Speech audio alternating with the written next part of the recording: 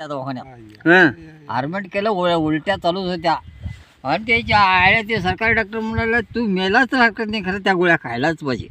हा ते जे आहे म्हणे एक इंजेक्शन मारलं आणि इंजेक्शन केलं आणि ह्याच्यावरल्या गोळ्या कसल्यामध्ये फिट पित्तावरल्या गोळ्या दिल्या. ही पित्तावरली गोळी खा आणि मानत त्या गोळ्या खा. म्हणा दुसरीची आता दुसरीची का सकाळी थोडंच खायचं, दुसरीची का म्हणालं, दुसरी बी तसंच झालं. नाही नाही मम्मा काय नाही खायचंच पाहिजे म्हणाली ती बाई नरसबाई. म्हणे खालो काय केलो मग ते चायलेकडे जाऊन म्हणा जगदाळेकडे गेलो. ती म्हणाली ह्याच्यातले अर्ध्या दिवस का तिने एक इंजेक्शन केलं.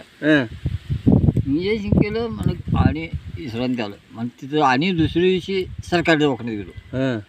आणि म्हणजे आईला मामा एवढा तुकडा का नाही खा बघा म्हणाली.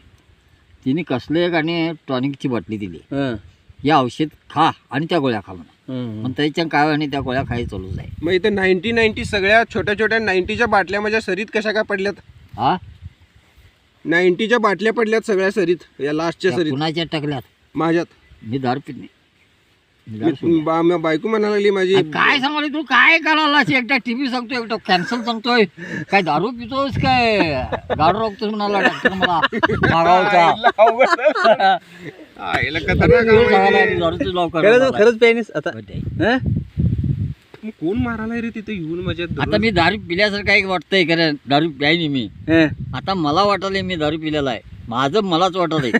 प्यायच्या अगोदर नशा चढल्या माझं डोकंच बिंद होते, काय करणार त्याला? ते गोळ्यामुळे होत असेल, गोळ्यामुळे काय झालं? गोळ्यामुळे डोकं होत असेल त्याचे, होय. नाही ना? गोळ्या एवढ्या अंगठ्या अंगठ्या एवढ्या आहेत.